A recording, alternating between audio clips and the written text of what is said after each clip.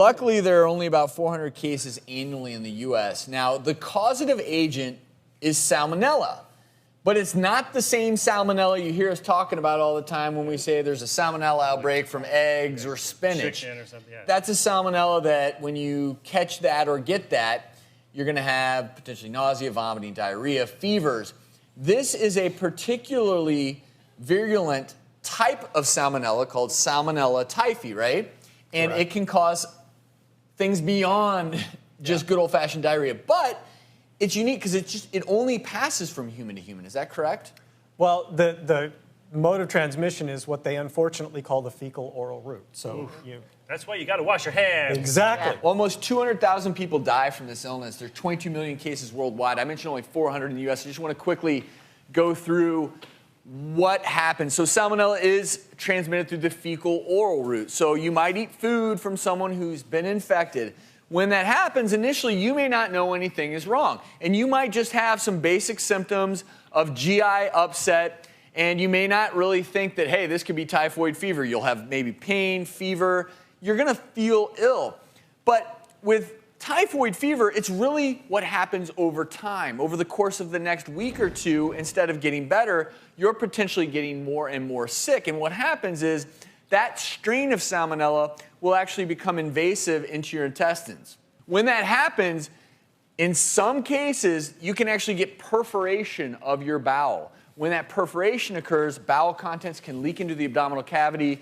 You can then suffer from sepsis and end up with multi-organ system. You can die from it. Absolutely. Sure. But antibiotics, it can be very beneficial.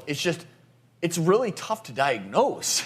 Yeah, the big key is it's a returning travel, exactly as you said. You know, if somebody goes abroad and they come back, all of a sudden they have fevers and abdominal pain, the doc needs to think, returning traveler, fever, abdominal pain, I got to check for typhoid. Sure, that's probably one of the biggest questions we ask almost with any sick patient. Have you traveled recently? Well, it's all about no matter history, what they right? have. That's what That's they right. taught us in medical school. That's right. And also, if you're going to, people are going to ask if they're going to an endemic area, is there a vaccine for it? Is there anything they could take prophylactically? There are vaccines. They are somewhat effective, not perfectly effective. So the best advice, wash your hands and cook your food. Don't eat food from a vendor in the street.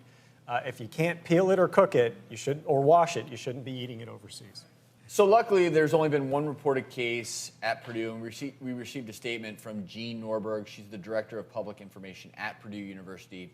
She said, at Purdue, a swift alert has held typhoid fever at bay so far. One case was diagnosed after an individual returned from a trip abroad.